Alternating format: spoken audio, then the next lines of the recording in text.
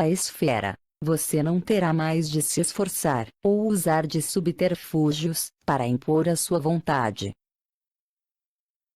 Você é adorado e não erra. Talvez você ache que criar um séquito desses seja uma tarefa colossal, mas ela é muito simples. Como seres humanos, temos uma necessidade desesperada de acreditar em alguma coisa, qualquer coisa. Isto nos torna eminentemente crédulos. Simplesmente não suportamos longos períodos de dúvidas, ou o vazio de não se ter algo em que acreditar.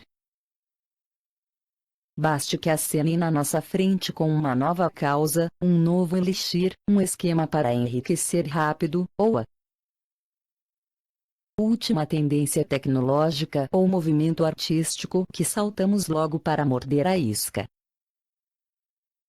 Veja a história, as crônicas das novas tendências e cultos que formaram massas de seguidores, só elas bastam para encher uma biblioteca.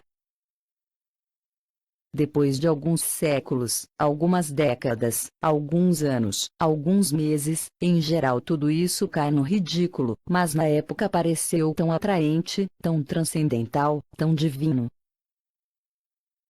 Sempre apressados para acreditar em alguma coisa, criamos santos e crenças do nada.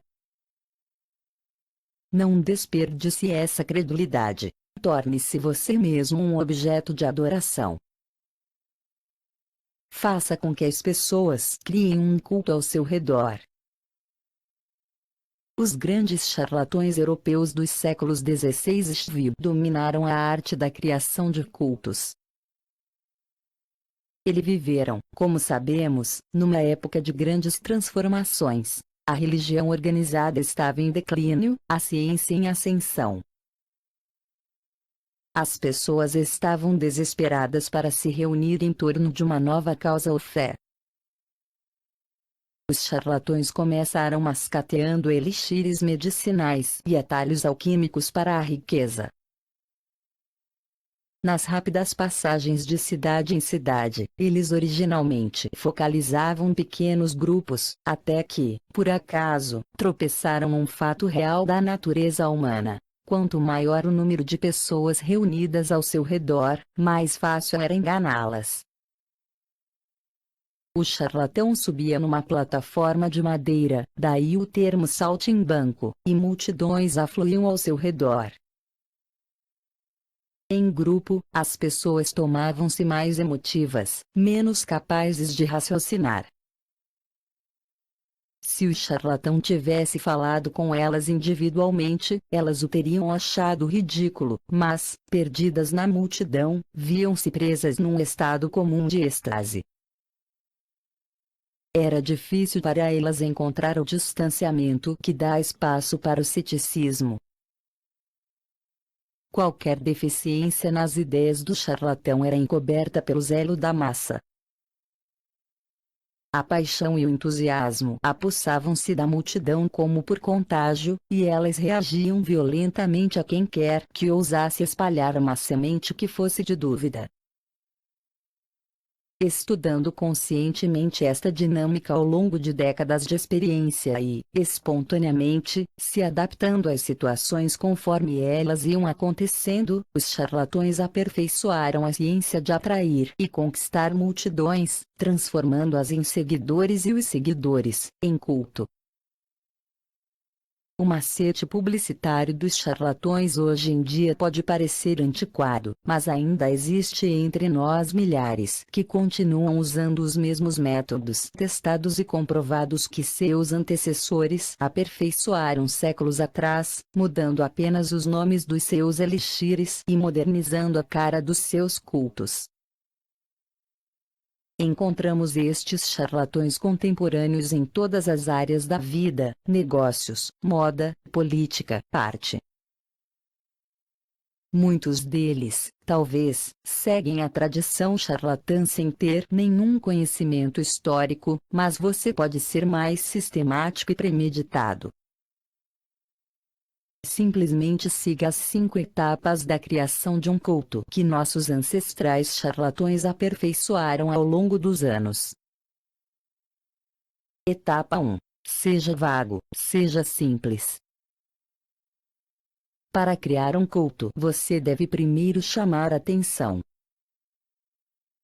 Isto não deve ser feito com ações, que são muito claras e de fácil compreensão, mas com palavras, que são nebulosas e enganadoras. No início, seus discursos, conversas e entrevistas devem incluir dois elementos. A promessa de algo grandioso e transformador. E outro, a total indefinição. Estes dois elementos combinados estimularão os mais variados tipos de sonho nebuloso nos seus ouvintes, que farão as suas próprias conexões e verão o que quiserem ver. Torne atraente a sua indefinição. Use palavras de grande ressonância, mas significado obscuro, palavras cheias de calor e entusiasmo. Títulos sofisticados para coisas simples são úteis, como são o uso de números e a criação de novas palavras para conceitos vagos. Tudo isso cria a impressão de conhecimento especializado, dando a você um verniz de profundidade. Para provar o que estou dizendo, tente tornar o assunto do seu culto uma novidade, de forma que poucos o compreendam. Feita corretamente, a combinação de promessas vagas, conceitos nebulosos mas atraentes, e ardente entusiasmo alvoroçam as almas das pessoas e um grupo se formará ao seu redor. Use um discurso vago demais, e você perderá a credibilidade. Ser específico, porém, é mais perigoso. Se você explica em detalhes os benefícios que as pessoas terão seguindo seu culto, você terá de satisfazê-las. Como um corolário a essa indefinição, o seu apelo deve também ser simples. A maioria dos problemas das pessoas é de origem complexa, neuroses profundas, fatores sociais relacionados, raízes num passado distante excessivamente difíceis de desemaranhar. Poucos, entretanto, têm paciência para lidar com isto. A maioria quer uma solução simples para seus problemas. A capacidade de oferecer este tipo de solução lhe dará um grande poder e aumentará o número dos seus seguidores. Em vez de explicações complicadas baseadas na vida real, volte às soluções primitivas dos nossos ancestrais, a velha medicina natural, as panaceias misteriosas. Etapa 2. Enfatize os elementos visuais e sensoriais, de preferência os intelectuais.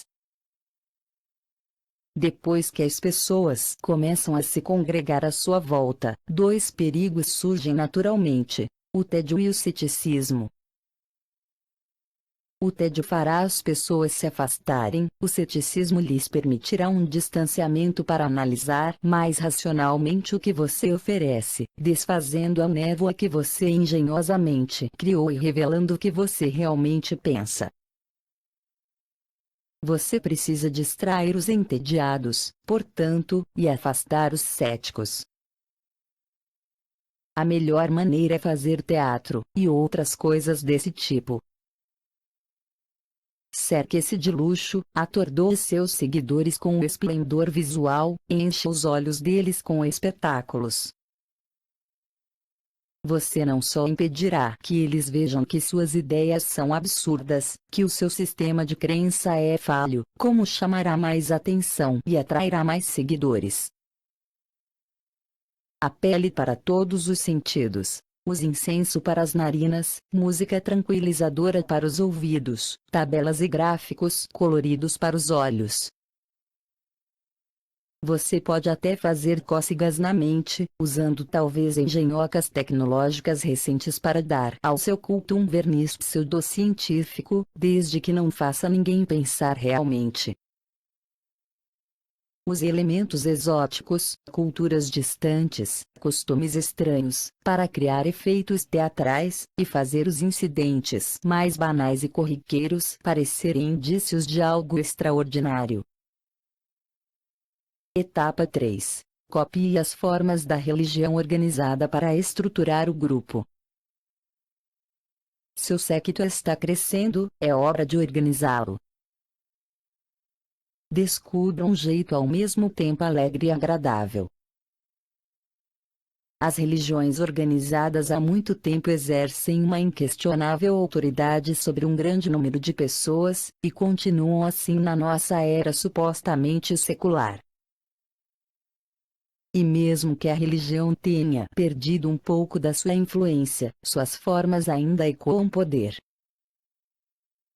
As associações altivas e sagradas da religião organizada podem ser infinitamente exploradas.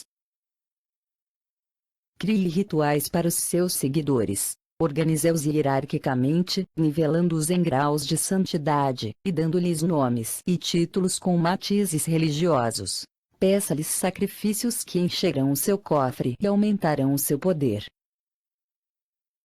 Para enfatizar a natureza semi-religiosa do seu grupo, fale e haja como um profeta.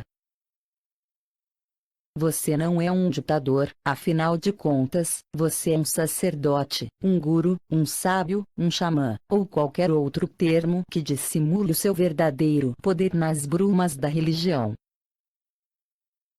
Etapa 4. Disfarce a sua fonte de renda.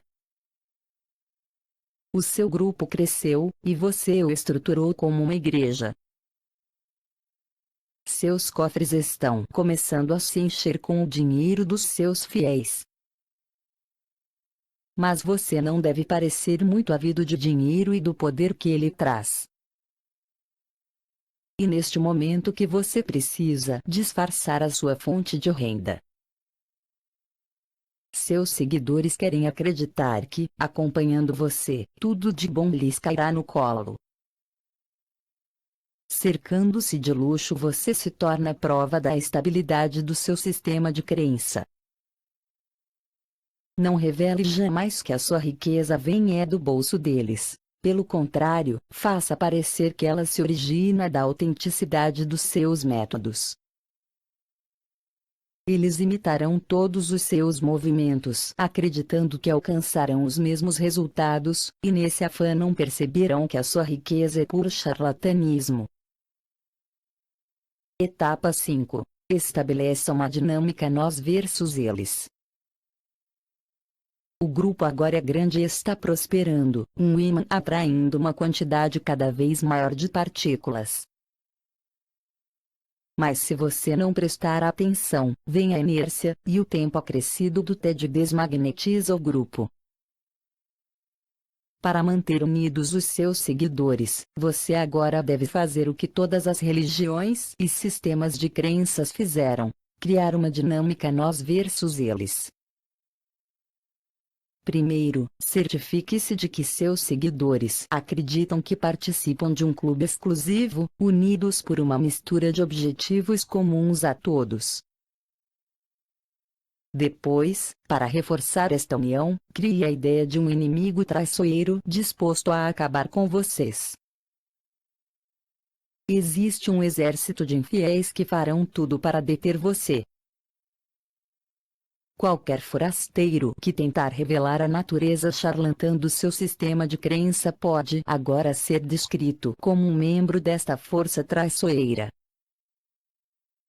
Se você não tiver inimigos, invente um. Achando um Judas para malhar, seus seguidores ficarão mais unidos e coesos. Eles têm uma causa em que acreditar, a sua, e infiéis para destruir. Lembre-se, as pessoas não estão interessadas na verdade sobre a mudança.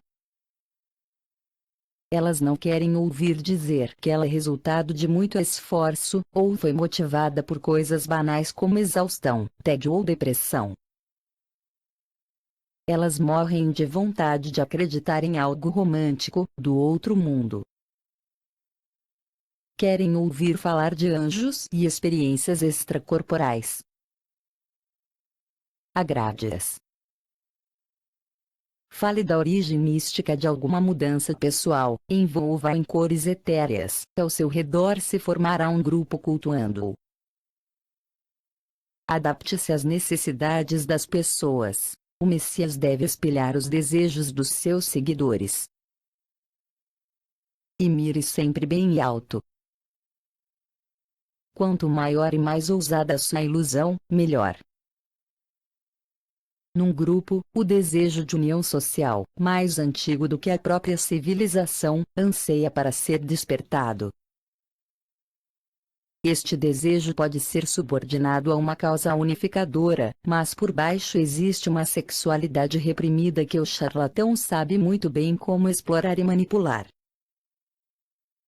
É isso que Mesmer nos ensina. Nossa tendência a duvidar, o distanciamento que nos permite racionalizar, acaba quando nos reunimos em grupo.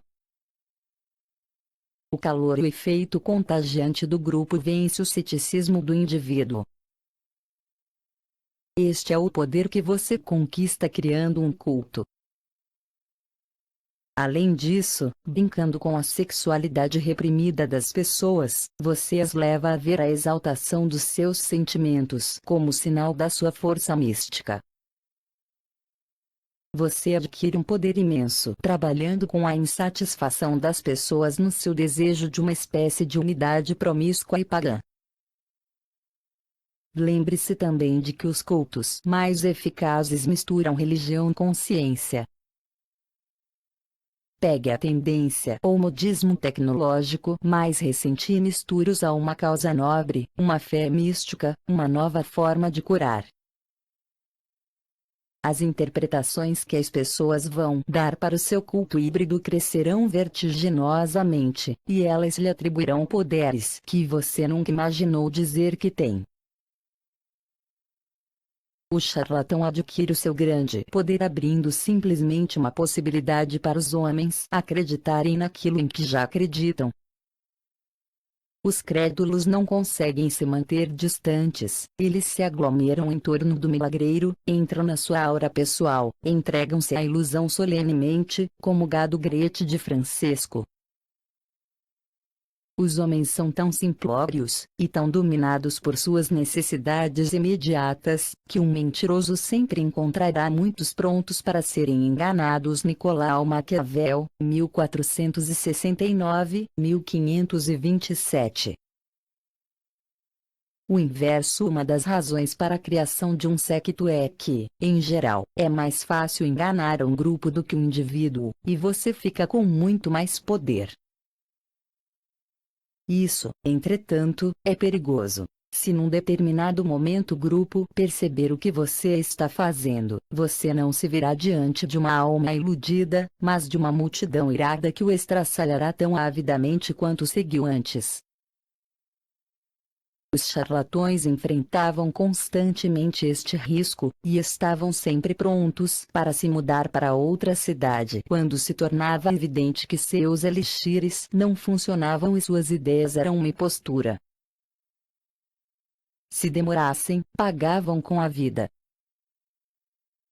Brincando com as multidões, você brinca com fogo, e deve ficar de olho sempre, à espreita de lampejos de dúvida, nos inimigos que colocarão a multidão contra você. Quando se brinca com as emoções de uma multidão, é preciso saber se adaptar, afinando-se constantemente com os humores e desejos do grupo. Os espiões, mantenha-se informado e no controle, e de malas prontas. Por isso, talvez você prefira lidar com as pessoas individualmente. Isolando-as do seu ambiente normal, você pode conseguir o mesmo efeito de quando as coloca num grupo, elas ficam mais suscetíveis a sugestões e intimidações. Escolha o otário certo. Se ele acabar percebendo o que você faz, pode ser mais fácil fugir dele do que de uma multidão. Lei 28. Seja ousado. Inseguro quanto ao que fazer, não tente. Suas dúvidas e hesitações contaminarão os seus atos. A timidez é perigosa. Melhor agir com coragem. Qualquer erro cometido com ousadia é facilmente corrigido com mais ousadia. Todos admiram o corajoso, ninguém louva o tímido. Audácia e hesitação. Uma breve comparação psicológica. Audácia e hesitação despertam reações psicológicas diferentes em seus alvos. A hesitação coloca obstáculos no seu caminho, a audácia os elimina. Quando você compreender isso, verá que é essencial superar a sua timidez natural e praticar a arte da ousadia. Estes são alguns dos efeitos psicológicos mais pronunciados da audácia e a timidez. A mentira, quanto mais ousada, melhor. Todos nós temos fraquezas e nossos esforços nunca são perfeitos. Mas agir com audácia tem a magia de ocultar nossas deficiências. Os trapaceiros sabem que, quanto maior a ousadia de uma mentira, mais convincente ela é. A audácia descarada torna a história mais verídica, distraindo a atenção das suas incoerências. Ao colocar em prática uma trapaça ou participar de algum tipo de negociação, vá mais longe do que planejou. Peça a lua e ficará surpreso com a frequência com que a terá. Os leões rodeiam a presa hesitante. As pessoas têm um sexto sentido para as fraquezas alheias. Se, num primeiro encontro, você demonstra a sua disposição de se comprometer, de ceder e se retrair, você desperta o leão até nas pessoas que não estão necessariamente sedentas de sangue. Tudo depende da percepção, e depois de visto como aquele tipo que rapidamente se coloca na defensiva, que está disposto a negociar e ser dócil, você vai ser controlado sem misericórdia. Coragem lembra medo, medo lembra autoridade. Um movimento corajoso faz você parecer maior e mais poderoso do que é. Se for repentino, com a velocidade e a dissimulação de uma serpente, inspira medo ainda maior. Ao intimidar com um movimento corajoso, você estabelece um precedente. Nos próximos encontros, as pessoas ficarão na defensiva, com o terror de um novo ataque. Fazendo as coisas pela metade e de modo desanimado, você cava mais fundo a sua sepultura. Se você começa a agir sem estar totalmente confiante, estará colocando obstáculos no seu próprio caminho. Se surgir um problema, você ficará confuso, vendo opções onde elas não existem e criando, sem perceber, mais problemas ainda. Recuando diante do caçador, a lebre tímida cai mais rapidamente nas suas armadilhas. A hesitação cria lacunas, a coragem as desfaz. Quando você para pensar, quando você hesita, cria uma lacuna que dá aos outros tempo para pensar também. Sua timidez contagia as pessoas com uma estranha energia, criando constrangimento. A dúvida surge de todos os lados. A coragem desfaz essas lacunas. A rapidez de movimento e a energia da ação não dão aos outros espaço para dúvidas e preocupações. Na sedução, a hesitação é fatal, faz a sua vítima ter consciência das suas intenções. Um movimento corajoso coroa de triunfo a sedução. Não dá tempo para reflexões. A audácia distingue você do rebanho. A coragem lhe dá presença e o faz parecer maior. O tímido se mistura com o papel de parede, o corajoso chama atenção, e o que chama atenção atrai poder. Impossível desviar o olhar do audacioso, ficamos ansiosos para ver qual será o seu próximo movimento. O desmesurado engana o olho humano. Distrai-nos a sombra, e é tão evidente que não podemos imaginar que exista ali qualquer ilusão ou fraude. Arme-se de grandeza e coragem, estique as suas fraldes até onde puder, depois continue esticando. Se sentir que o otário desconfia, faça como o intrépido Lustig. Em vez de recuar ou baixar o preço, ele simplesmente o aumentou, pedindo e conseguindo um suborno. Pedindo mais, você coloca a outra pessoa na defensiva, você corta o efeito prejudicial do compromisso e da dúvida, e a vence com a sua coragem. O mundo está cheio de homens que desprezam você, que temem a sua ambição e protegem ciumentamente as suas áreas cada vez menores de poder. Você deve estabelecer a sua autoridade e conquistar o respeito, mas assim que os seus inimigos perceberem a sua crescente audácia, vão agir para contrariar você. Negocie com o inimigo e você estará lhe dando oportunidades. Um pequeno compromisso torna-se o ponto de apoio para acabar com você.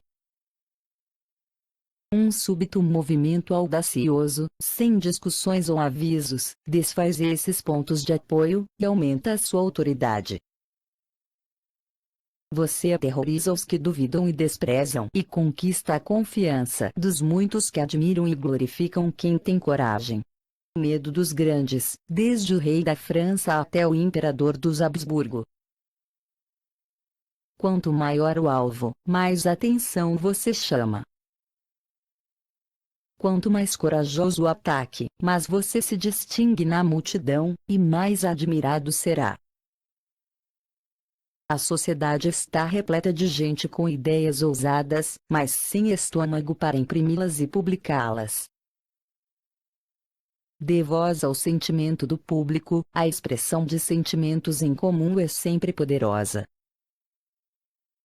Procure o alvo mais evidente possível, e dê o seu tiro mais audacioso. O mundo gostará do espetáculo, e você dará ao pobre diabo, isto é, você, glória e poder, vida ou morte. Você deve praticar e desenvolver a sua ousadia. Encontrará frequentemente ocasiões para usá-la. O melhor lugar para começar quase sempre é o delicado mundo das negociações, particularmente aquelas discussões em que lhe pedem para fixar o seu próprio preço. Quantas vezes nos desvalorizamos pedindo muito pouco? Quando Cristóvão Colombo propôs que os espanhóis financiassem a sua viagem para as Américas, exigiu também, com insana ousadia, o título de Grande Almirante dos Oceanos. A corte concordou. O preço que ele fixou foi o que recebeu, exigiu ser tratado com respeito, e foi. Henrique Singer também sabia que, nas negociações, fazer exigências ousadas funciona melhor do que começar com concessões gradativas e tentar satisfazer o outro. Coloque o seu preço lá em cima e depois, como fez o Conde Lustig, suba mais ainda. Compreenda, se a ousadia não é natural, a timidez também não. Ela é um hábito adquirido, porque se quer evitar conflitos. Se você está dominado pela timidez, portanto, livre-se dela. O medo que você sente das possíveis consequências de uma ousadia não é proporcional à realidade, e de fato a timidez tem consequências piores. Seu valor é rebaixado e você cria um ciclo vicioso de dúvidas e desastres. Lembre-se, os problemas criados por uma atitude ousada podem ser disfarçados, até remediados, por uma ousadia ainda maior. Eu certamente acho que é melhor ser impetuoso do que prudente, pois a sorte é uma mulher e é preciso, se deseja dominá-la, conquistá-la pela força, e é visível que ela se deixa dominar pelo ousado, de preferência ao que age friamente. E portanto, como uma mulher. Ela é sempre amiga dos jovens, pois são menos cautelosos, mais ferozes e a dominam com mais audácia. Nicolau Maquiavel, 1469-1527. Ponha-se a trabalhar sempre sem receio de imprudências. O medo do fracasso na mente de quem age já é, para o observador, evidência de fracasso. Ações são perigosas quando há dúvida quanto à sua sensatez. Seria mais seguro não fazer nada. Baltazar Gracial, 1601-1658. Como ser vitorioso no amor, mas com aqueles que tocam o seu coração. Notei que você é tímido. Esta qualidade pode afetar uma burguesa, mas você deve usar outras armas para atacar o coração de uma mulher do mundo. Eu lhe digo em nome das mulheres. Não há uma só de nós que não prefira uma leve indelicadeza a demasia consideração. Os homens perdem mais corações pela falta de jeito do que a virtude os salva. Quanto mais tímido um amante se mostrar, mais o nosso orgulho se preocupará em espiaçá-lo. Quanto mais respeito ele tiver pela nossa resistência, mais respeito exigiremos dele. Gostaríamos de dizer aos homens: por piedade, não nos suponham tão virtuosas. Vocês nos forçam a exagerar. Estamos continuamente lutando para esconder o fato de que permitimos ser amadas. Coloque uma mulher em posição de dizer que ela cedeu apenas a uma espécie de violência, ou a uma surpresa. Convença-a de que você ama. Subestima, e eu responderei por ela. Um pouco mais de coragem da sua parte deixaria os dois à vontade. Lembre-se do M. de La Rochefoucauld, lhe disse recentemente: um homem sensato apaixonado pode agir como um louco, mas ele não deve nem pode agir como um idiota. Life, Letters. And Epicurean Philosophy of Ninon de Lenclos, 1620-1705.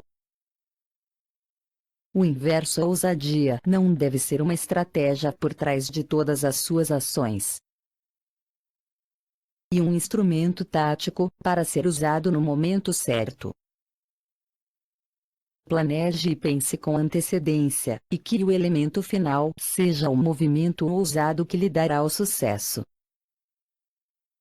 Em outras palavras, visto que a ousadia é uma reação aprendida, também se aprende a controlá-la e utilizá-la à vontade. Passar pela vida armado apenas de audácia seria cansativo e também fatal. Você ofenderia muita gente, como provam os que não conseguem controlar a sua audácia. A timidez não tem lugar no reino do poder, mas com frequência será vantajoso para você fingir que é tímido.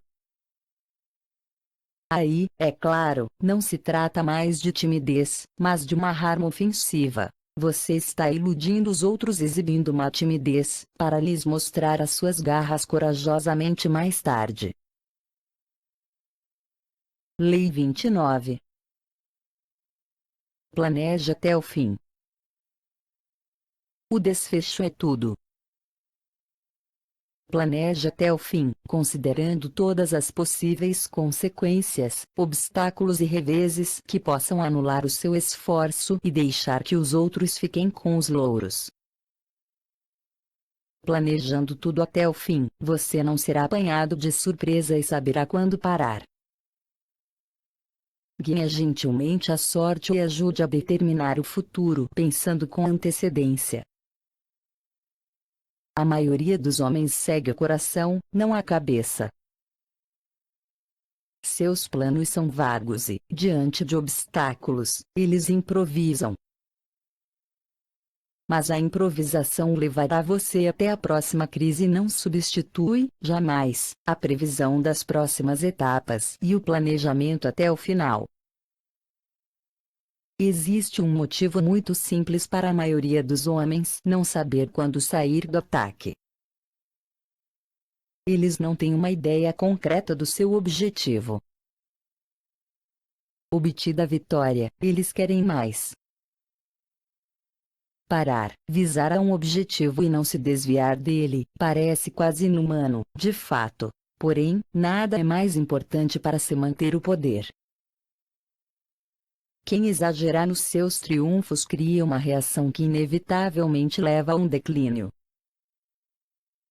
A única solução é planejar a longo prazo. Prever o futuro com a mesma clareza dos deuses no Monte Olimpo, que veem através das nuvens o desfecho de todas as coisas. Segundo a cosmologia dos antigos gregos, os deuses teriam a visão total do futuro. Eles viam tudo o que aconteceria, nos mínimos e intrincados detalhes. Os homens, por sua vez, eram vítimas do destino, prisioneiros do momento e das suas emoções, incapazes de ver além do perigo imediato. Heróis como Ulisses, capazes de enxergar além do presente e planejar vários passos com antecedência, pareciam desafiar o destino, aproximar-se dos deuses na sua capacidade de determinar o futuro. A comparação continua válida: quem pensa com antecedência e, pacientemente, conduz seus planos à realização parece ter um poder divino. Como a maioria das pessoas está presa demais ao momento para planejar com este tipo de previsão, a capacidade de ignorar perigos e prazeres imediatos se traduz em poder. É o poder da ser capaz de superar a tendência natural humana de reagir às coisas conforme elas vão acontecendo, em vez de treinar dar um passo atrás, imaginar as coisas maiores tomando forma além do seu campo imediato de visão. As pessoas, na sua maioria, acreditam que têm consciência do futuro, que estão planejando e pensando com antecedência. Em geral, se iludem. Na verdade, o que elas fazem é sucumbir aos seus próprios desejos, ao que elas querem que o futuro seja. Seus planos são vagos, baseados na imaginação e não na realidade. Elas podem acreditar que estão pensando em tudo até o fim, mas estão na verdade focalizando apenas o final feliz, e se iludindo com a força do seu desejo. Os perigos remotos, que avultam à distância, se pudermos vê-los tomando forma, quantos enganos evitaríamos? Quantos planos abortaríamos instantaneamente se percebêssemos que, evitando um pequeno perigo, só fazemos cair em outro maior? Há tanto poder, não no que você faz, mas no que você não faz, naquelas ações tolas e precipitadas de que você se abstém, antes que elas o metam em maiores confusões. Planeje todos os detalhes antes de agir, não permita que a indefinição dos seus planos lhe cause problemas. Haverá consequências não previstas. Surgirão novos inimigos. Alguém vai tirar proveito do meu esforço. Finais infelizes são muito mais comuns do que os felizes. Não se deixe iludir pelo final feliz que você está imaginando. As eleições de 1848 na França se resumiram a uma luta entre Louis Adolphe Thiers, o homem da ordem, e o general Louis Eugène Cavaignac, o agitador de direita. Quando Thiers percebeu que tinha ficado inevitavelmente para trás nessa corrida, procurou desesperado uma solução. Seu olhar caiu sobre Louis Bonaparte, sobrinho neto do grande general Napoleão, e um modesto representante no parlamento. Este Bonaparte parecia meio imbecil, mas bastava o seu nome para elegê-lo num país que ansiava por um governante forte. Ele seria um marionete nas mãos de Thiers. No final, seria empurrado para fora de cena. A primeira parte do plano funcionou perfeitamente, e Napoleão foi eleito com grande vantagem. O problema foi que Thiers não previu um fato muito simples. O imbecil era, na realidade, um homem de enormes ambições. 3 anos depois ele dissolveu o parlamento, declarou-se imperador e governou a França por mais 18 anos, para o horror de Thierry e seu partido. O desfecho é tudo. É ele que determina quem fica com a glória, o dinheiro, o prêmio. O seu desfecho deve ser cristalino, e você não deve perdê-lo de vista. Você deve também descobrir como se livrar dos abutres que ficam rondando lá em cima, tentando sobreviver das carcaças da sua criação.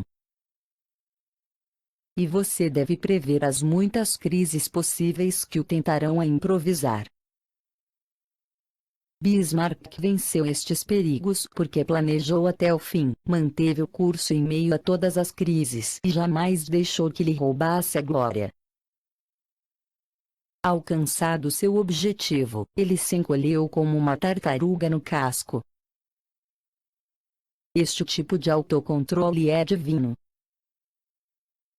Quando você prevê várias etapas com antecedência, e planeja seus movimentos até o fim, não será mais tentado pela emoção ou pelo desejo de improvisar.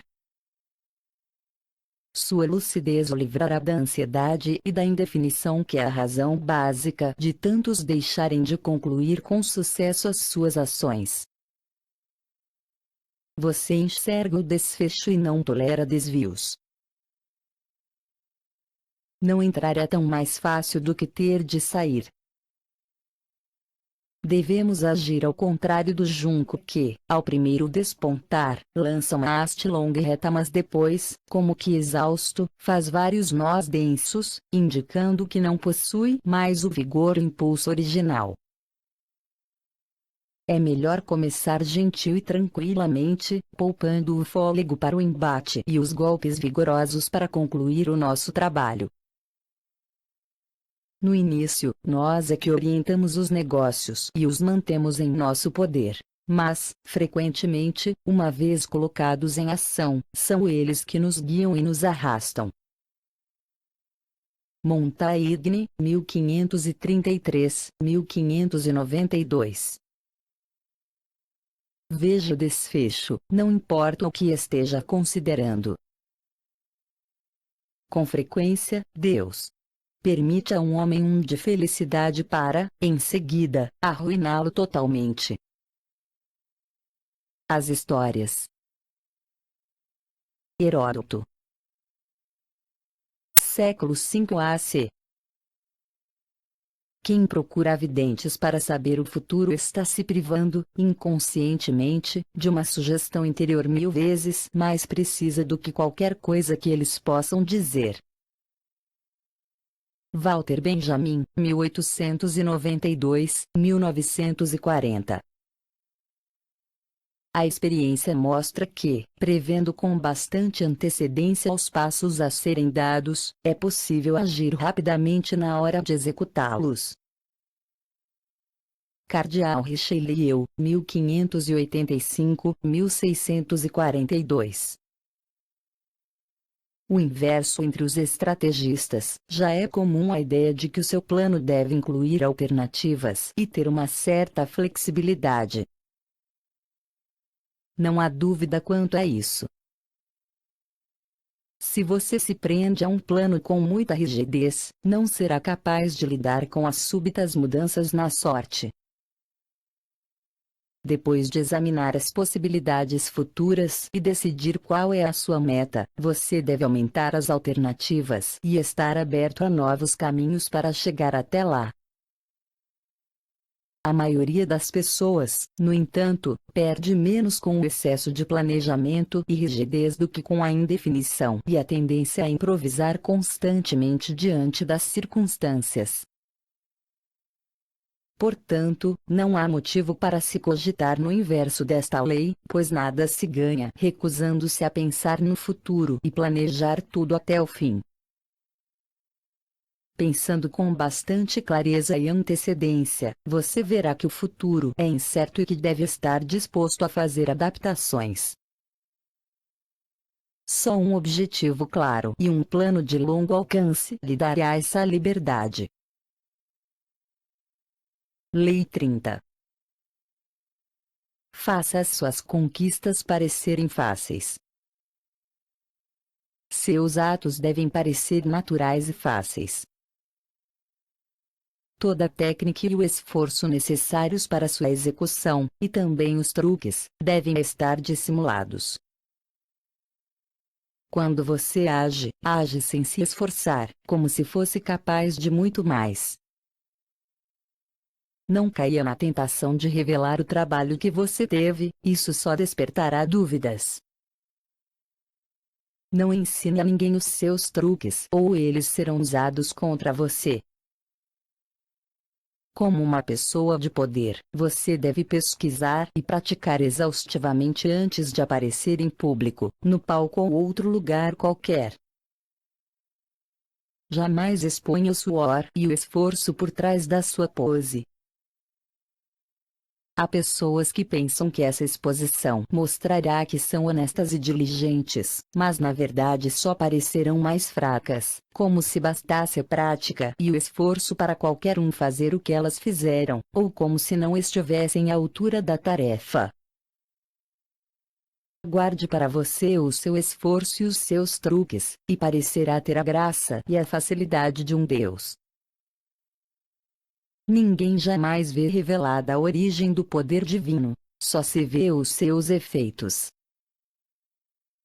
A humanidade teve as suas primeiras noções de poder com os primitivos confrontos com a natureza, um relâmpago riscando o céu, uma súbita enchente, a rapidez e ferocidade de um animal selvagem. Estas forças não exigiam pensamento, nem planejamento, elas nos assombravam com sua repentina aparição, sua graciosidade, e seu poder sobre a vida e a morte.